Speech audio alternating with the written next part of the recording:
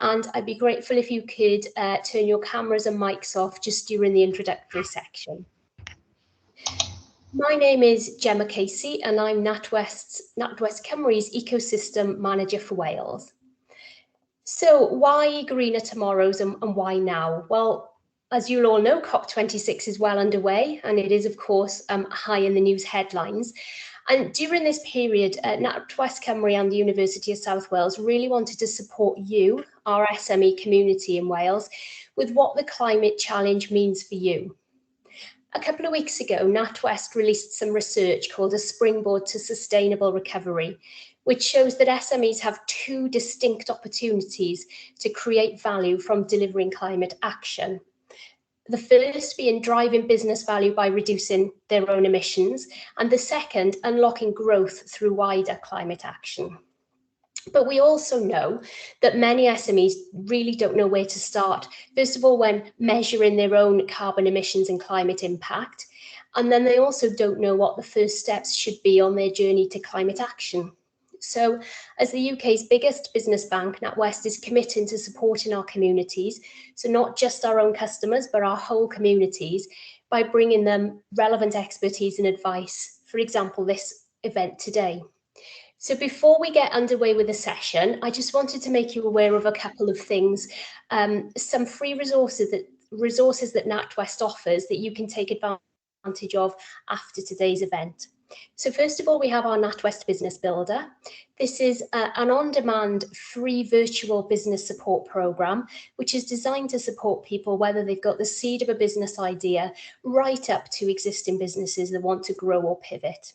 This includes on-demand modules, which you can register for and cherry pick and do them whenever you want to. And importantly, these modules include a variety on climate and sustainability, as well as others on mindset, finance and customer. We have wraparound live events in the series as well, and a Facebook community of around 6,000 SMEs for that really important peer-to-peer support that we know means so much to our businesses. As I said, Business Builder is completely free and anyone can use it. I will put the link in the chat shortly. You simply need your email address and to create a password and you can start using it. I also wanted to mention NatWest's flagship enterprise program, the NatWest Entrepreneur Accelerator. The Accelerator program is designed for existing businesses who are ready to take the next step and are looking to scale and grow.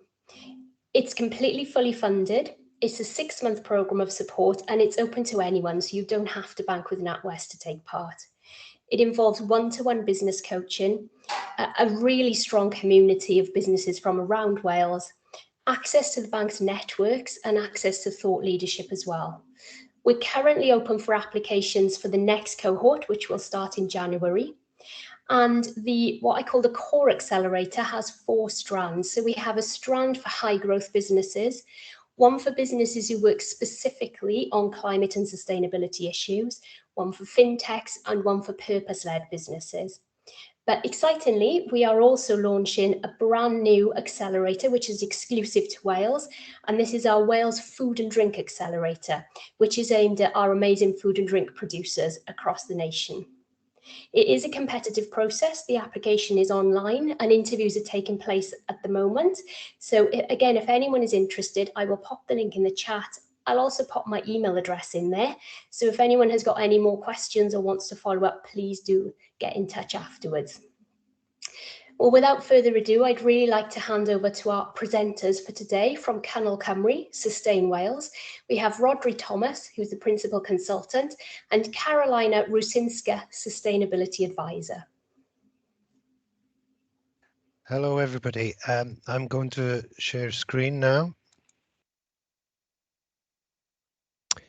Is that working? Gemma, Carolina, can you see the slide? I can see the climate change slide that we had. Yeah, that's good. That's fine. There we are. Here we go. So, welcome everybody. I'll just briefly introduce Cynnal Cymru. We were set up in 2002 by ministers following the devolution settlement, because it says in the Government of Wales Act that the Government of Wales has a statutory duty to promote sustainable development in everything that it does. Back then, I think people probably thought, well, we're not sure what this means. So they created an organisation to act as a bridge between government and civic society to help develop this concept of sustainable development in a Welsh context. And the legacy of that work, where we were funded by the government and worked for the government, was the Wellbeing of Future Generations Act. And following the creation of the Commissioner's Office, our role with the government was ended, but we carried on as an independent not-for-profit enterprise and registered charity. And today we are the leading sustainable development organisation in Wales. We like to think that we are, and we provide training, advice, and we are a membership organisation as well. So we provide business-to-business connections to help organisations on their sustainability journey. And we do a lot of training and consultancy work. And if you want to talk to us about this, our services and how we can help you, well, just get in touch and we can do that outside of this meeting. Okay, so to get us started, we're going to do some introductions, and we'd like to do this following a pattern. So we're going to say, my name is, I work as a, and in terms of a low carbon economy, I think that the opportunities are, and then just choose 3 words. So keep it brief and succinct, basically. But Carolina and I will give you an example. So my name is Rodri Thomas.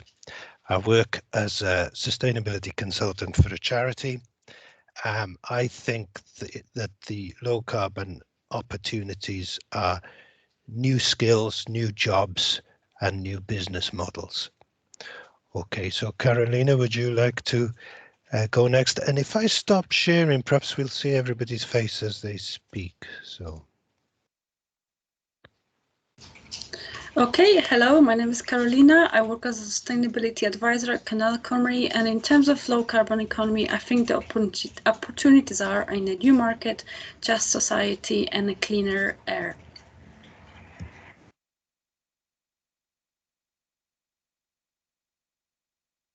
So we can't see the delegates here, so I can't pick on anyone.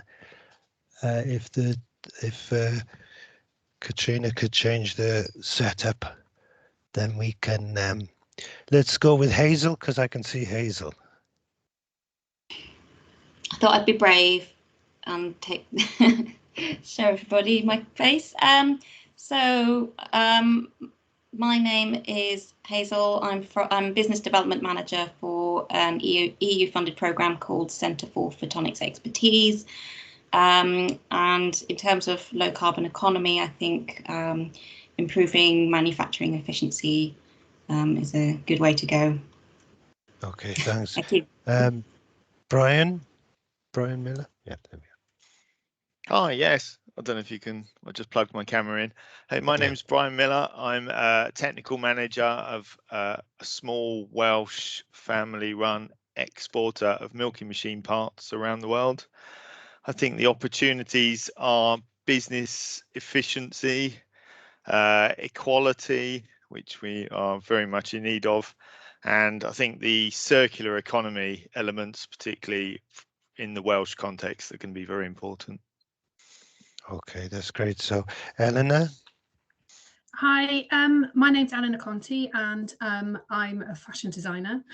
I think the greatest benefit for a low carbon economy in Wales will be less waste, purely from my point of view, creating a circular economy, which we've already touched on, through keeping the waste that we create in Wales, therefore creating jobs, and a cleaner environment for us all to live in, which is beneficial for everybody living in Wales.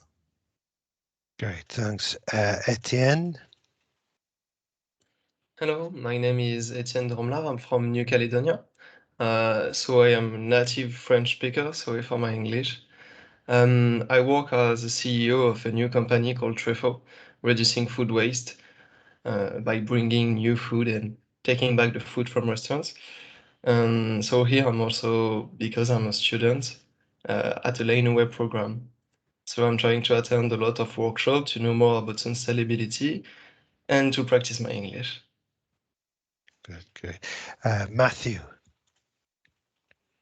Hi, good morning, everyone. I'm Matthew Priest. I'm Carbon Reduction Assistant Manager for Newport City Council. In terms of sort of low carbon economy, I'd like to see a big impact on the emissions from procurement. We've recently done a carbon reporting exercise for the whole local authority, and procurement is looking like it's contributing sort of 60 to 70% of the entire carbon emissions. So we'd really like to see an impact there, which sort of brings us on to sort of a more circular economy, which was touched on earlier. And I think there's a real opportunity in terms of innovation as well here in Wales, in terms of renewables and battery storage, etc. Great. Okay. So, Karine, I can't see a. Karine, hello. I don't have a microphone. Okay. Just read what she says there. From New Caledonia as well, right? That's not a massive place, is it? So we got two people from the same place. That's great. Okay, thanks, Karine. Colleagues who are in the background, have I got any more people here? I can't see whether there are more delegates. We were expecting 18. How many have we got? Can someone let me know? Hi, Rodri. If you check in the participants list, you can see everyone in there. So that's the icon with the ball at the top. I've got it. Okay, great. Yes, I'm sorry, everybody, for my. You'd think I'd know this by now, wouldn't you? Okay, I think we've had Matthew. I think we've had everyone, haven't we? That's great. Okay. Okay. If we get any late arrivals, we'll just have to make sure we notice and introduce them. Okay. Right. So I'll go back to the screen share then. So welcome, and I'm going to hand over to Carolina now to talk to these slides, okay? So hello everyone again. So in the second part of this session, of this event, we talk about where we are in terms of climate change. So you must have heard that a few months ago, IPCC has released a report alarming everyone to the so-called code red for humanity. That meant that if we don't lower our global temperatures, we will have quite huge implications on the entire world, including SMEs. Next, Rodri. So for SMEs, the rising temperatures in the world means that we might have disrupted supply chains, we might have diminished raw resources, there will be basically less of things to produce, to sell, to buy. We'll see a huge increase of prices due to drought, and fires.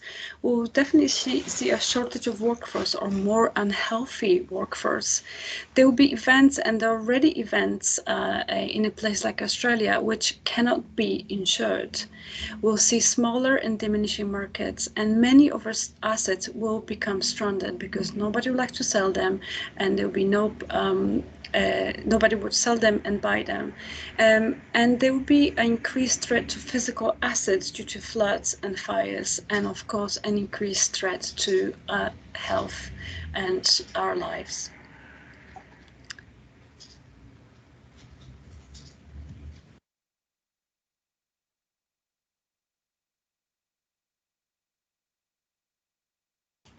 in Wales, Welsh Government has released a carbon budget just a week ago, and in that is outlining asks and for businesses, policymakers and citizens. But we think of those as actually opportunities for SMEs, and many of you already have alluded to them. Thank you for saying that. So there will be zero carbon business travel implemented across Wales, and that means the businesses in Wales can invest in that. Business will be promoting enabling active travel. That means our staff will be cycling more, will reduce the cost of travel. We'll see the increase of circular economy that creates new markets. We'll see retrofitting and increasing energy efficiency, and we'll be investing in behavior change in buildings. That means we might have a different behavior around our staff, even those working from home. There's the opportunity for upskilling and taking up training. That means the staff and maybe even our customers will become much more developed, much more upskilled. That means they will be able to retain their jobs in the future. And you can become advocate for decarbonization. That means you also create a very good presentation, a picture of your business to customers. You have a chance to decarbonize industrial processes, supply chains, invest in sustainable land management to make sure that all the lands that you own and the assets that you own as well, or rent at least, will not gonna just crumble. And you can invest into planting trees and restoring habitat, again creating a better environment for yourself, for your business and for your customers, and invest in reducing waste and sustainable materials. Is something that many of you have already mentioned.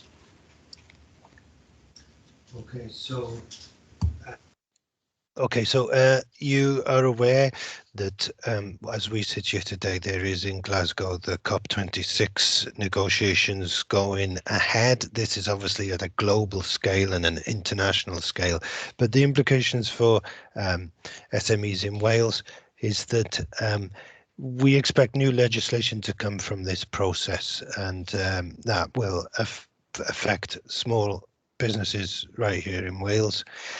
But the signals coming from COP will give indications to investors that it's safe to redirect funds away from fossil fuels into new low carbon technologies. So this is a new opportunity for businesses large and small. We're having to rethink, in the words of Jonathan Porritt, we need to reconfigure capitalism. And we've had some early signals of this in that, remember when everyone used to own a VCR and we'd go out and we'd buy cassettes to watch films? Of course, now we don't need to own the physical assets. We just download stuff from a movie company like Netflix or whatever. The idea of selling the service but not the product, that helps with the circular economy, because at the end of the product's life cycle, of course, you, the consumer, have to get rid of it. But there's this way of thinking is coming into transport more now. The idea that we won't own cars, we'll pay for mileage rather than pay for owning an actual lump of metal that sits outside our house, unused for about 95% of the time.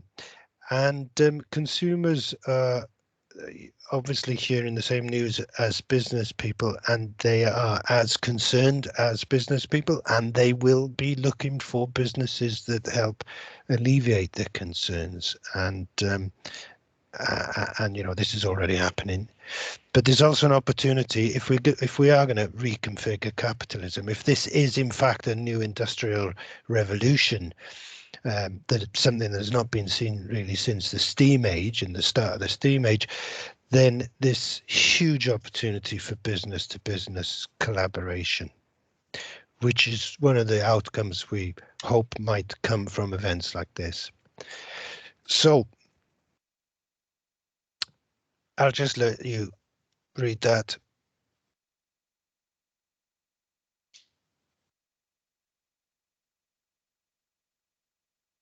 So this is real. We really are in exceptional circumstances, which I think those gathered here today know. And the Paris 2015 agreement was to keep temperature rises to below 1.5 degrees above pre-industrial levels. Before COP, we were looking at pledges and targets taking us into this region, but current policies going much higher, much warmer. Optimistically, we could hope for keeping it to below 2. This will now need to be revised following Glasgow, and hopefully I'm hearing early indications that some of these lines can come down closer to the target of 1.5 degrees.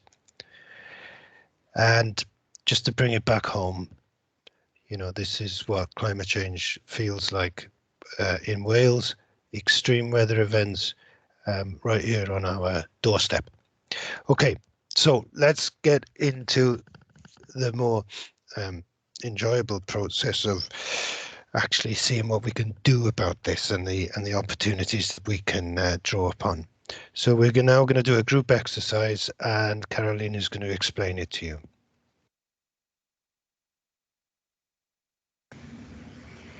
Hello guys, in this part of exercise we're going to split, we might stay in one group or might split in 2 groups depending how many are on the call, and you start describing the challenge that you have in your business, in your line of work with regards to sustainability and everything that we have discussed.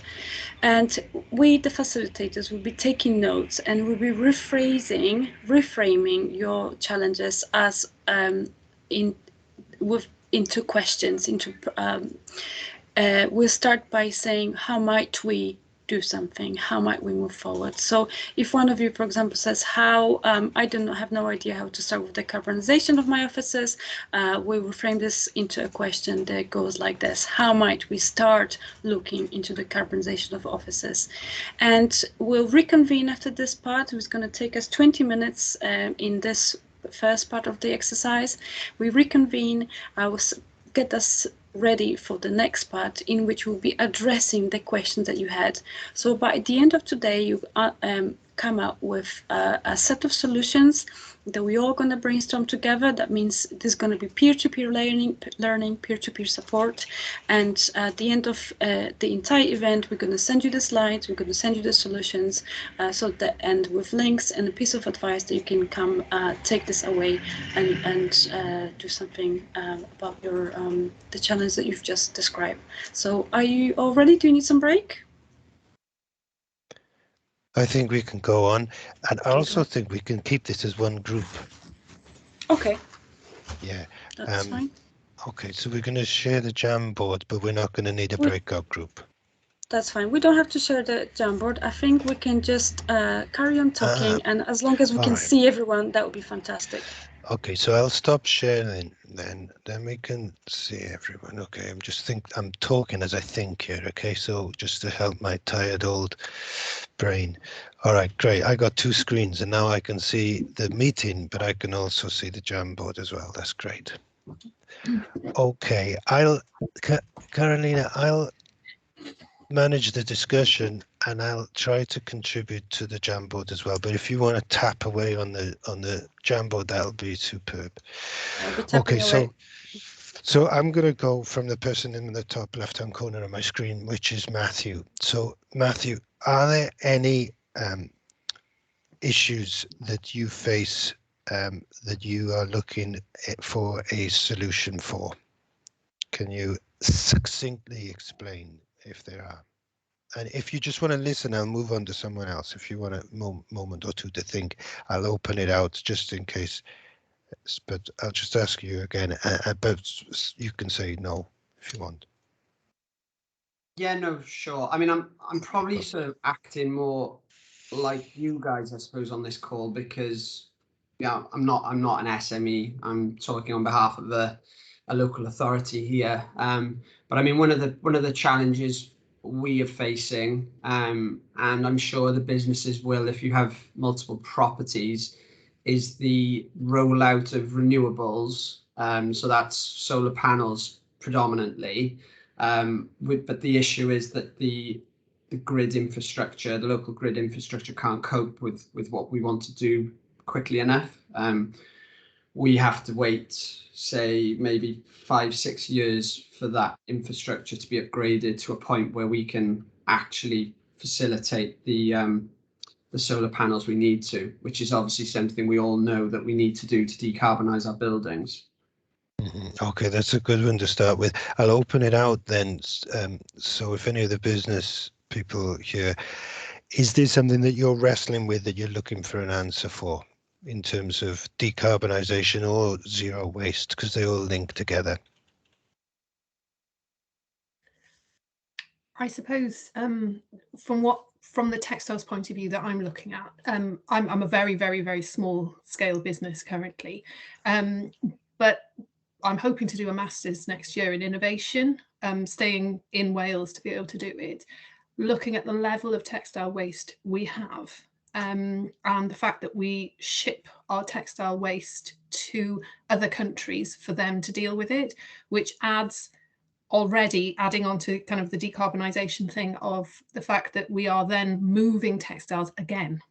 The journey of, say, something like a pair of jeans is huge already. And then we are, rather than dealing with our waste here, we aren't thinking of it as a resource that has value. We think of it as something that we are actually paying to get rid of, and we're moving it to another country, which adds more carbon and more, but it's fine because it's not being burnt on our patch.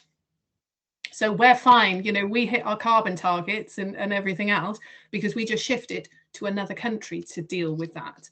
And on a very simple level, like this morning, I work with a local charity to kind of take out the wool and the cashmere and things like that. They are deemed to be high value items out of it, so I can reprocess them. But the volume of waste that I see on a daily basis is just huge, you know, and rather than thinking of this as a resource that we can keep in Wales as an economic boon, you know, something that we can work with, we just ship it away. And that's the biggest problem I have. The investment in businesses to be able to strip those things down, keep those resources here, and then the knock-on effect of being able to manufacture here again. This is very interesting. There's an organisation based in Chepstow called Eco Surety, and they, you know them, they specialise in plastics. No. Okay. All right, and they have raised exactly the same issue. And they lobby and they discuss with elected representatives. I don't know whether Matthew's come across them, but what they're asking the same question basically with plastics. Instead of shipping it abroad, there is a huge opportunity for a homegrown industry here. So yeah, okay. Yeah. So we're sticking with questions for now. Brian, is there anything that you're wrestling with that you're looking for answers for? Yeah. Definitely on the plastics front, we are a manufacturer.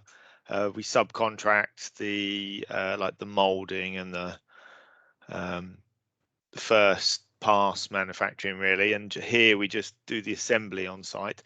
We do get left with a lot of, you know, like fine packaging, clip top bags, this kind of thing. You know, we might order 1,000 filters and they might all come in a bag. Some of those bags might actually just be posted out to our customers, but sometimes we're using this as part of an assembly. So then, obviously, we get to deal with the 1,000 odd plus clear bags. So that's something to wrestle with. A lot of our products go out the door in the same kind of clip top bag, and that is a preference of our customers, so that when it sits on their shelves, it's not getting dusty and the sunlight's getting to it and things like that. But it does pain me that we're moving plastic around between countries in that way. So it's the shipping packaging really. The other thing, we've got here a 5,000 square foot warehouse, and it's gas fed space heating. And I don't really know what the answer could be in that case. It's not like a series of small offices that we could convert to electric. It's a large space to heat a lot, and a lot of the heat does go up into the roof space. So yeah, that's not very efficient at all, and we're obviously burning gas all the time there.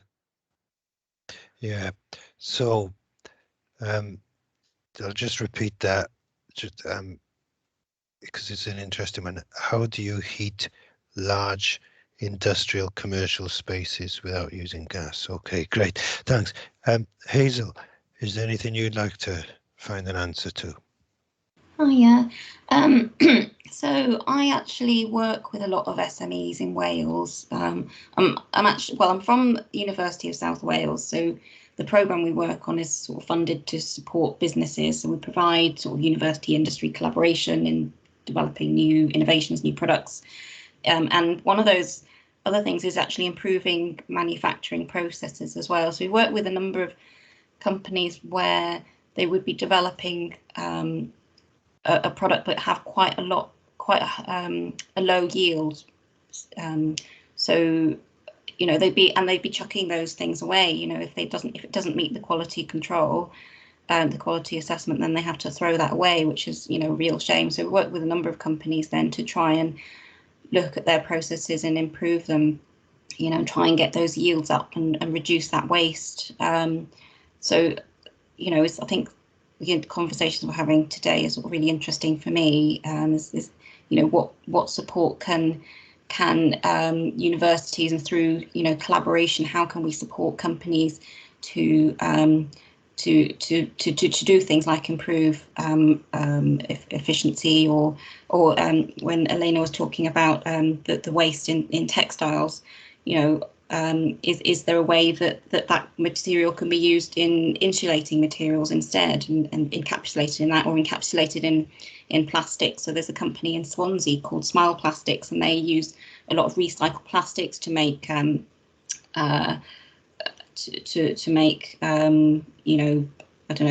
kitchen panels and architectural panels, that kind of stuff. I've worked with another company where they use recycled bottle glass as well. So they get material from pubs and restaurants, and she turns all that material into beautiful panels, for your kitchen and things like that.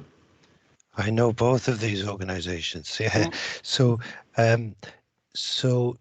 what we're looking at here then is that in nature there is no waste, because what is waste to one animal or plant is something useful to another. And the principle, surely that's the holy grail, is to find that principle in human economic systems, that waste to one company is something useful to another.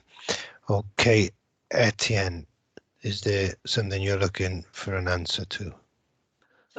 Yeah, I would say in New Caledonia, that's food production. As you said, it's a small country, so we have a negative, how would you say that, a negative balance income? We import much more than we produce. The only thing we're exporting right now is nickel. And so it's not really green right now. I would say, in particular, the food waste is a huge problem here in New Caledonia and all over the world. I made some maths, and I found out that like 8 or 10% of our global gases emissions are due to food waste, and I found it like super harmful, because we are not doing anything for food waste, but like trying to select what we throw away.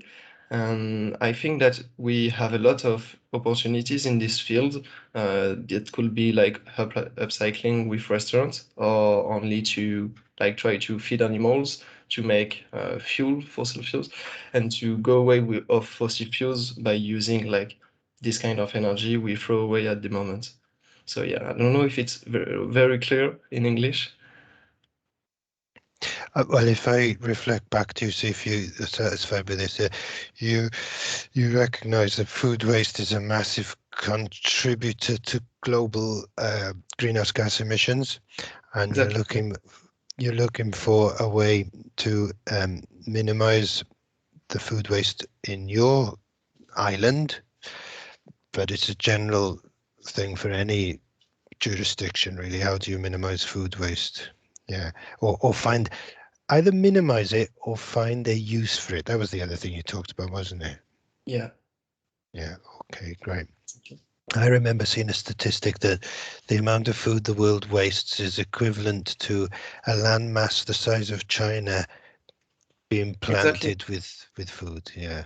Yeah, and at the moment, I think that like 40% of the population of the world is craving of hunger, and we are throwing away 40% of our production. So this feels kind of weird. Yeah. Now, a lot of the things, that and other things that people have spoken about this morning, what's occurred to me is that the question, can you change behaviors to minimize the outcome by going upstream, or do you operate downstream and say, all right, this is too complex to change the behaviors, but what we'll do is we'll take the downstream problem and turn it into an opportunity? I don't know the answer, but I suspect it's probably the latter. Trying to change human behavior is probably the more difficult than just seeing a commercial opportunity and exploiting it. I think we've spoken to everyone. Karine, would you like to say something? Ask a question?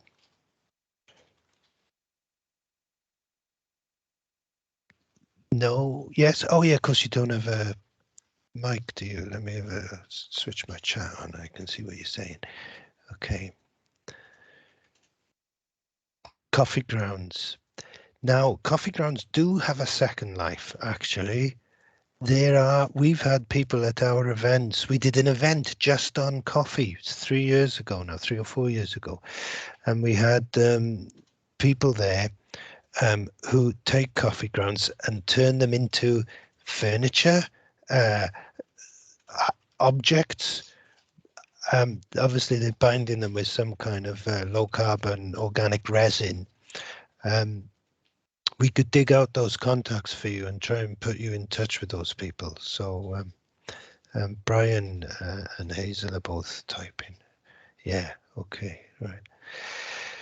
So I don't know whether you've captured that, Carolina, but how do you could just cut and paste what she said there. So, okay. But yeah, there are solutions for coffee waste. I think some people are using it as a conditioner for soil, and also as possibly as a fuel. So, okay, Carolina, we've gone around everyone, I think, and we've populated our Jamboard with questions. Before we end that, let's just ask everyone again, is there anything else you want to present as a question and any other issue you want an answer to? We can't guarantee we'll find the answers today, but here's your chance.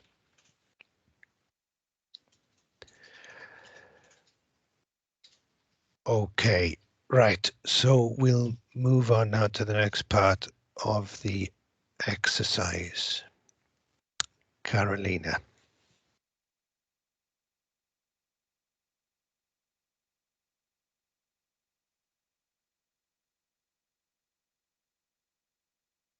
Can you hear Carolina? I couldn't hear her then, but okay, I'll share the screen now. Here we are. We're looking at, so whilst you were talking, I was just changing the challenges, reframing the challenges into questions.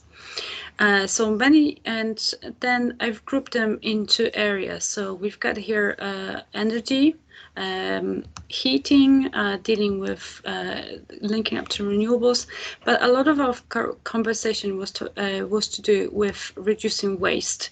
We had food waste. We had general questions about how we deal with waste. We've got plastic here. We've got food and waste, food restaurant waste. So I'll group this together. We've got textiles here, plastic. And these are general questions about waste. So we can start looking into, this is here's textiles again, and how we can support efficiency of processes. Again, having this together. I'll group this into these 3 areas that just emerged in our conversation. So, and as you're talking now, I will start looking into answering some of these challenges. Okay, so I'll be sharing my screen, so pick up the area and I'll be taking notes into a different color with answers to some of the solutions. Which one would you like to start with?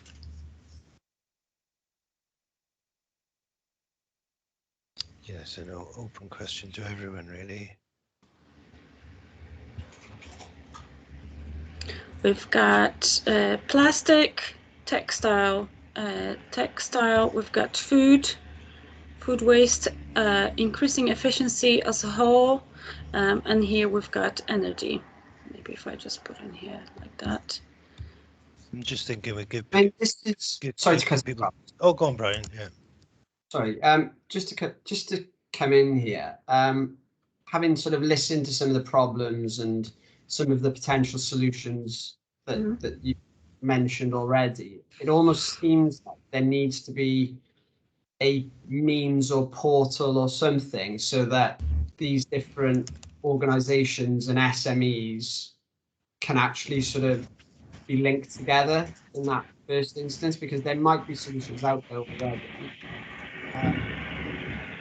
I know there is something in England, knowledge transfer network, where you affected, it was almost like a matchmaking sort of portal where you would say what your problem was, and then an innovator or a solution that was already on the market would sort of make contact with you to try and mitigate that problem or additional waste that you're creating. So I just wondered if there was anything out there at the moment in Wales, and if not, is there a call for such a portal? It's a good question, and at times during Cynnal Cymru's life, we've certainly before COVID, that was something we did unofficially. It wasn't like an organised network, but our own network of members would. Sorry, Carolina, I moved that post-it note. Our own network of members would act in that way. We'd have networking lunches, and one thing we do still. I was doing it this week. I linked up Sinclair Garages and BIPV because here's something for sorry, Brian. Yeah, Brian.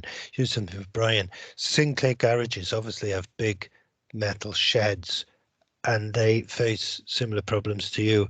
And BIPV is an organisation in Newport. Again, it all happens in the east of the country, but no, they're based in Newport, and they manufacture thin film solar panels, which are much more efficient than the traditional,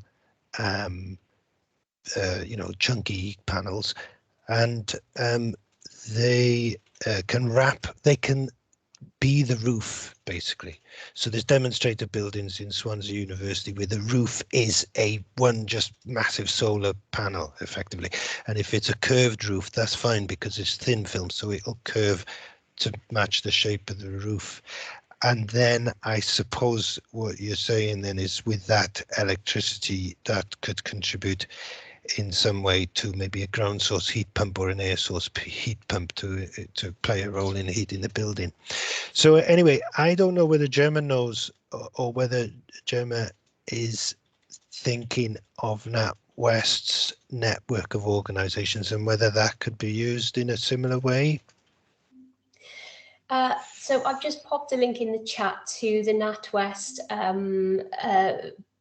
SME Climate Hub, basically, which collects together a lot of resources, which might be helpful as certainly if not a one-stop shop, then a first stop, if you like, in terms of finding out more about the different resources that are out there. But certainly in terms of community and peer-to-peer support, I would say this is where the Accelerator programme comes into its own. As I mentioned earlier, we have a strand for climate and sustainability businesses. So while that's not for businesses who are in another sector and are looking to improve their carbon footprint, businesses on other strands within the Accelerator programme will get to rub shoulders with those climate businesses from across the UK. So I think in whatever research we do about the needs of SMEs, whether that's climate and sustainability or growth or whatever it is, we always come back to the need, as you say, Brian, for community and for peer-to-peer support. And I do think that's where our Accelerator programme really excels. So potentially one for some of you to have a look at, but also that resource that I popped in the chat there might be a useful starting point. Also, please do feel free to drop me an email afterwards with any specific queries. Part of my role is to signpost, so I'm not the expert in climate and sustainability, but as with Kennel, you know, we know people who are. So any specific signposting requests you have, let us know and we'll do our best to connect you.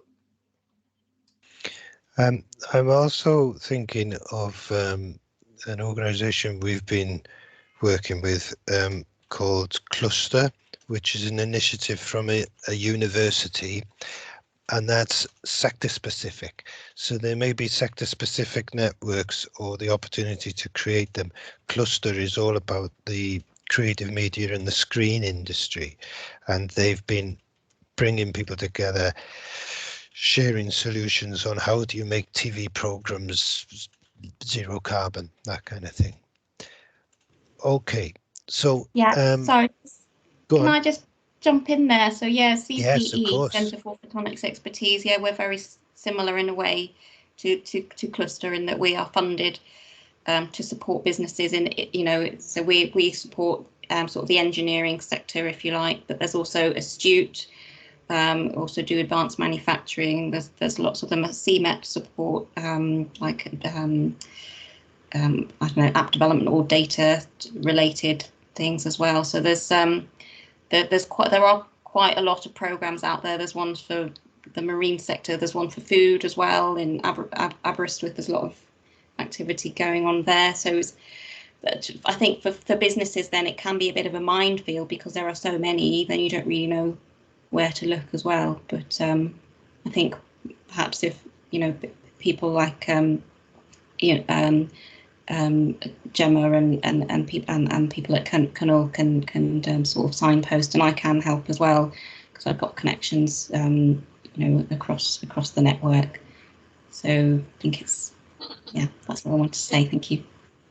Okay, great. I was sorry. Can I just fine. Yeah. I was going to say that I think part of the question there was: is there a central place where a lot of these environmental learnings are in one place? So if a company, you were saying about the thin panel photovoltaic cells or to be able to heat things, is there one place where people can almost go on, like a LinkedIn for environmental issues, and you can go on and you can go, I have a large warehouse space, who is working on the solutions for this? Who has these learnings? I don't think such a place exists. I could be wrong, but it's a good idea. No, but do you know what I mean? Because then yeah. Instead of Googling it and finding all the wrong things, it's almost like a place for these companies to advertise, or for universities to go, look, we're developing this. If you were on board with this, it would be brilliant if we could use you as an example. If there was a central learning place for this, rather than every single council in Wales working on exactly the same thing, there's a central learning space for that. Yeah, I think we should try and create one. Colonel Cymru would be more than happy to work with the universities and NatWest maybe, and try and get levering match funding from Welsh Government. Let's go for it. I think we should do something. Yeah, because it just seems to, you know, from what I'm talking about now, you know, when I've worked for some really, really big companies, one of the major issues that we had was that everybody was so tight with their learnings. It's almost like, well, I worked it out, you can work it out. Rather than going, and we're in a crisis situation now, almost like we were at the beginning of COVID, where you had all of this collaboration, you had all of these people working together to find a solution, to find the fastest solution. They've never produced a vaccine so quickly because the barriers were broken down. And I just feel with the climate crisis, we are in that same situation. And if there was some way of speeding up collaboration, by working with companies that are doing things, with universities that are doing things, with small scale companies who are wanting to buy the product. Because at the end of the day, you're going to get more investment if you've got a load of people lined up going, yeah, that's what I want. That's what I need. That's what I need to reduce my carbon footprint. That's what I need to deal with my plastic bags. That's what I need to deal with my heating system. Rather than every, you know, so if you've got customers lined up, everything speeds up, doesn't it? Yeah, absolutely. Good. Okay, I'm just taking a moment to have a. I've got them on both screens, but I'll have a look at these. If anyone wants to step in while I'm quiet, please do. Oh, Etienne's Brian. Yeah, go on. Etienne first. Yeah, I saw your hand. Go for it. Thinking about the reducing the volume of waste in every industry. I mean, I feel like AI could be a really impactful solution by trying to calculate the amount you need to produce in 1 year based on the analysis of other years and data. Yeah, so just watching Carolina write this. So it's almost like what do they call it? Digital, I don't know what, there's new farming techniques where you calculate how much fertilizer you need, and instead of just scattering it as they did in the old days, you're smart. Yeah, you're smart. You're administering exactly the amount you need and no more. So can you expand on that, Etienne? What would you be saying here? Is this a challenge for restaurants to be smarter in their meal planning? I was feeling like it's not only for food wastage, but for every industry to try to calculate the exact amount the market will need or the market will be able to consume in 1 year, for example. And so to use artificial intelligence for it. Yeah, okay. I may come back to that. I just want to hear what Brian has to say first, because it may be linked, but yeah. Brian. I'll just add a couple of examples of some collaborative working. So I don't just represent an SME, I'm also chair of an environmental group in my hometown. We've got lots of initiatives going on. One of them was we're in Monmouthshire, Plastic Free Monmouth. It was organised by Surfers Against Sewage. So we went through a process a couple of years ago, and many towns across the UK did the same thing. And we came together, and there was a minimum threshold of maybe 10 companies, 10 schools, 10 churches, 10 community groups. And we all came together, and we all had to sort of set our own targets and achieve those targets. So that was a great way for us to connect to other businesses, different and similar to ourselves, people with warehouses, but also retailers, one-man bands in an office, that kind of thing. And we all came together and we all implemented like a minimum number of green initiatives. So we did learn a lot off each other. One of our biggest ones was we bought a very large cardboard shredder, which concertinas the cardboard out. So all the incoming stock that arrives in a cardboard box, that box gets shredded and it gets reused as filler packaging in the outgoing boxes. So effectively, we're moving that onwards to our customers. So we don't sort of put out giant bin loads of cardboard anymore. We reuse all that. So that was one. That's called the that was Plastic Free Towns initiative by Surfers Against Sewage. Unfortunately, it got to that level. There was nowhere to go beyond that. We kind of petered out after that. But for a while, we did all collaborate. All the interested community groups did come together there.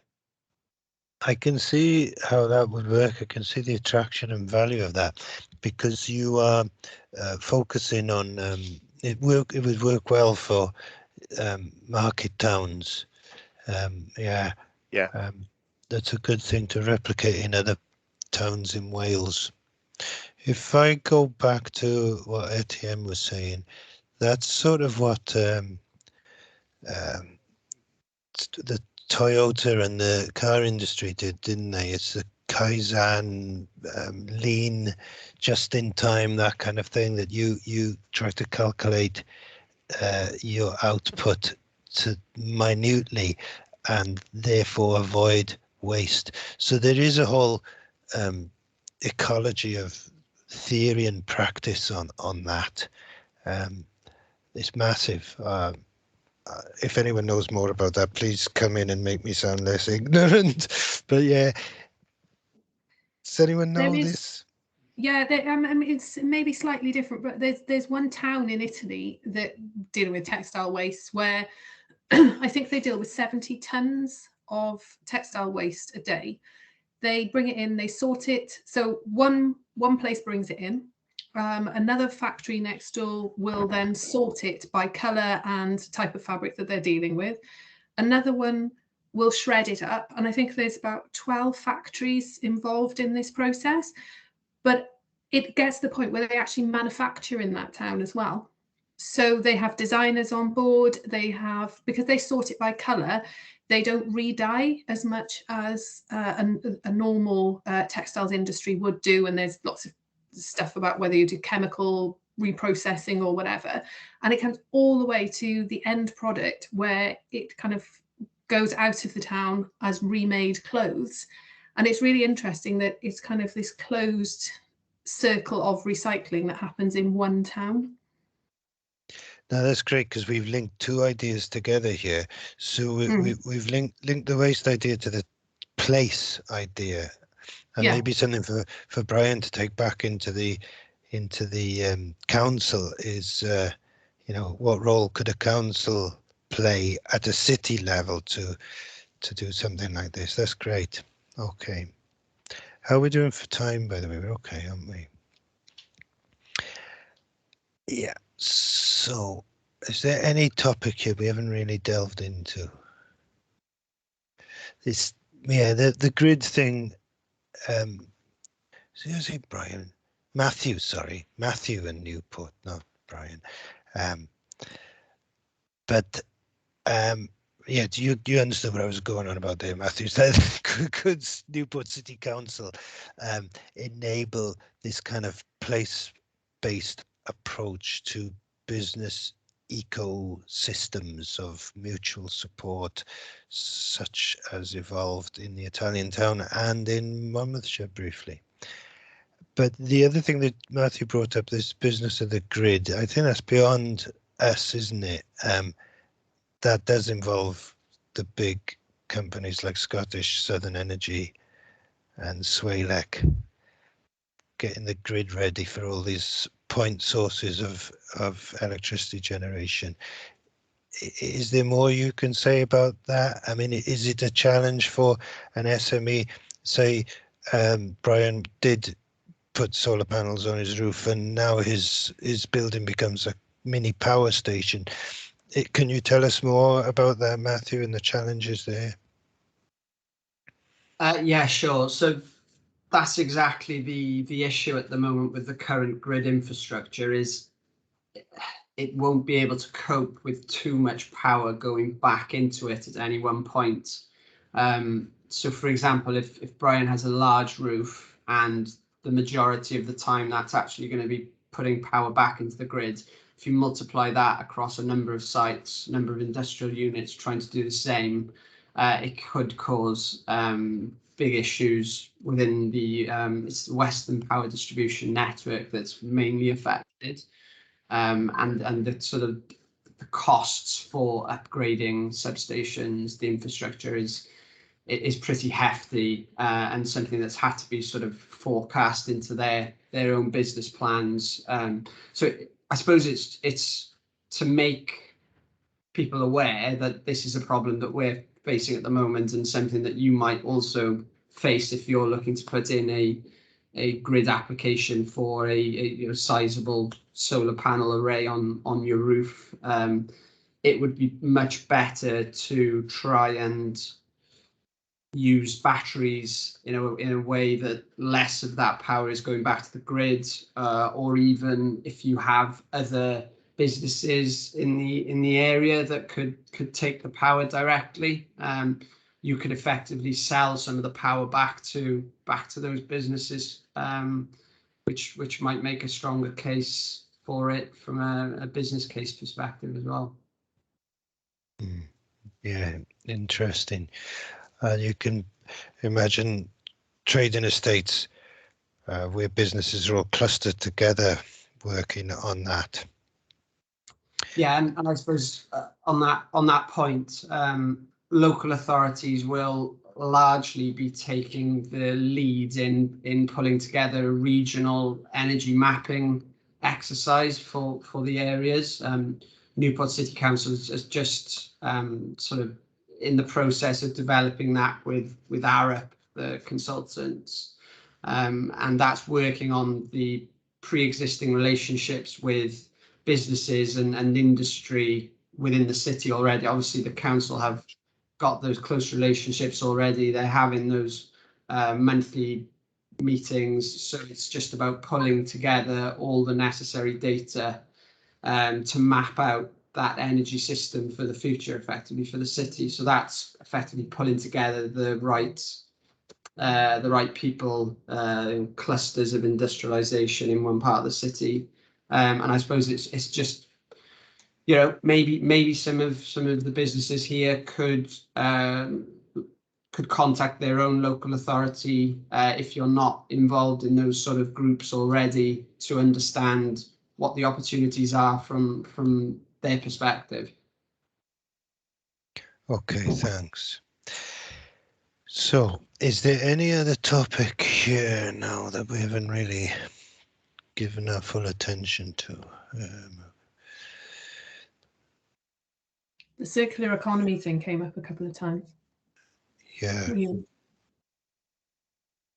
Go ahead. And Brian's got his hand up. Yeah. Hi, can I, just following on from the last speaker, can I actively encourage everyone to participate in their county council or regional council level preparations for net zero? I actually sit on the Monmouthshire County Council Working Group for the Climate Emergency as a community representative, and I really do make my voice known. I like to think of myself as their critical friend. I'm asking why it's going to take 10 years for their pension fund to divest, and why is it taking this long, and why can't we have another solar park? And I do challenge all the council officers on the plan, and why is it not quick enough for my liking? So yeah, I would encourage absolutely everyone. We should all be working at our local levels and at our county levels and pushing as fast as we can there. Thanks. Okay, good. And as you raised an interesting point as well, which is worth saying to everybody, we all, hopefully we all have savings, even if they're only a few £100.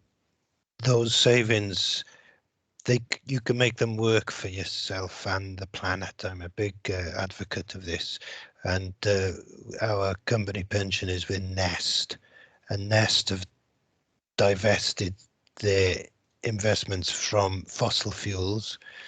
But I also found out that if I wanted my pension to be linked to ethical investments, I had to tell Nest. I thought because it was a sort of national scheme, it would be goody two shoes, but no, I have to actually go in there and tell them where I want my pensions directed to.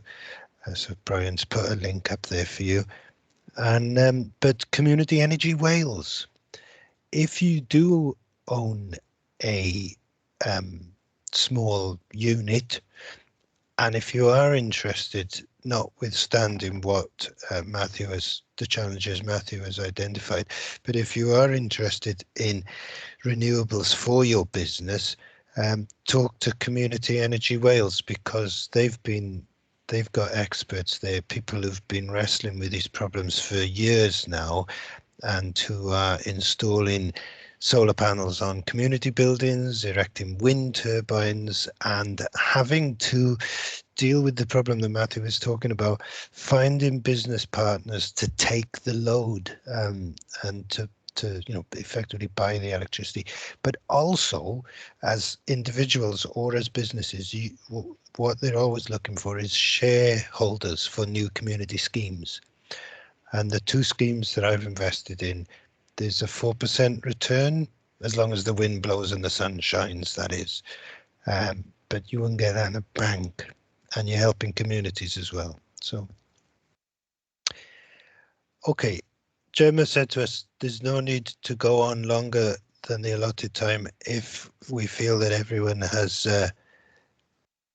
said everything they want to say. So I'm asking you now to just, if there's something else you want to raise or talk about, feel free to unmute and go for it. This is I want to, oh, sorry. No, go on. I want to throw some solutions at some of the, I thought I'll leave it till the end, and obviously we'll come at the end of this session for the next few days. We'll be throwing more solutions, so giving you names and give you a package of things you can start doing. So I just want to point out that when it comes to energy, Cardiff University Renewable Energy Group and all of departments inside of engineering, you can link up with academics and create student projects, and students go on for, let's say, 2-3 months to work on a project, and they will create a report and a case study, and they'll be able to calculate and address the problems that you have. So you have expertise. It shouldn't cost you anything because in universities, students need real case studies and need real data, and the same goes for University of South Wales or Swansea University, Aberystwyth, Bangor, anywhere else. Just reach out to academics and say, can I have a student project addressing this problem? If you want to have a bigger study, something a bit more significant, you can partner up with something called knowledge transfer partnerships, and in Wales that also exists under a different name,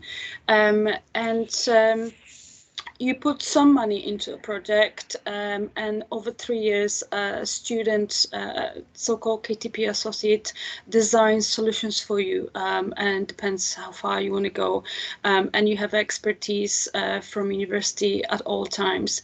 The good thing about it is that you have access to information, data, and knowledge as well. When it comes to things like waste, I know that some of the restaurants in around the world create menus out of food that is available at the moment. So they will be changing their menu every day or every week to ensure they don't buy too much of something, and that means they always attract new customers because they have something new on the menu, and they use up as much as they can. There's a local charity that I know, and if they have surplus of food, they create something called Wasteless Wednesdays. So if they have some food left, they will recreate some new dishes and they sell them at a lower price or pay what you can. So that's a very good opportunity for creating a new venture for restaurants. So that's way of advising them to do so. And I think we're gonna propose many more examples of businesses, solutions that you can, and I think we should definitely create a hub where all of these answers are there together. You can actually, in many universities around the world, there are so-called clinics. So you send them a question with your real problems, and they come back to you with a solution. You can reach out to me, and we'll find the links for them to you as well.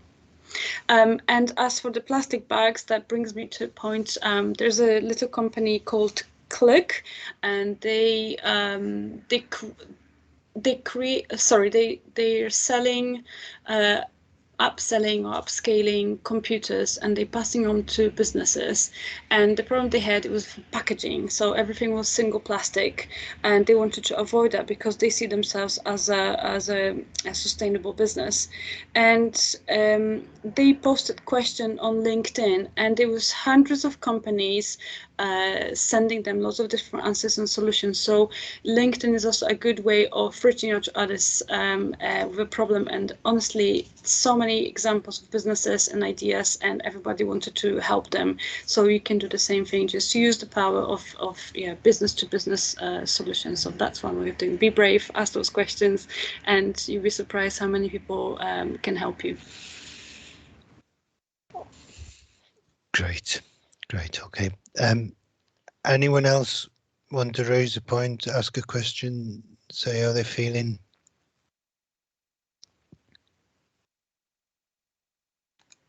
I'll just check. Thank you so much for your intervention here today. Thank you.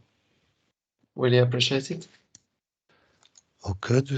We hope it's been helpful, and as Carolina said, we will, follow this up. So, and we'll find links for you, point you in the right direction for certain things. I'll look up that coffee stuff for you, see if we can. Hopefully, that company's still around.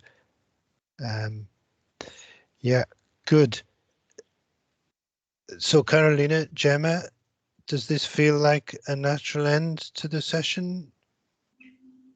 I think so, unless there are any more questions. And just while I'm wrapping up, if anyone thinks of a burning issue, just pop your hand up. But otherwise, I would just like to say a massive thank you to Rodri and Carolina.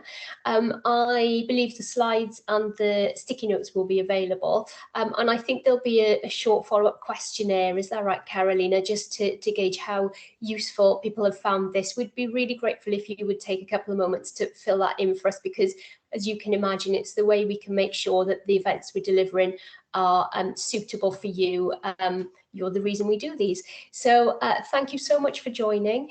We will be in touch with more information, and please do remember to jot down the various links, save the links from the chat, and take advantage of all the resources we've heard about today. So thank you to Cyngor Cymru, thank you to USW, and have a great rest of the day. Thanks very much, everybody. Bye. Thank you, everyone.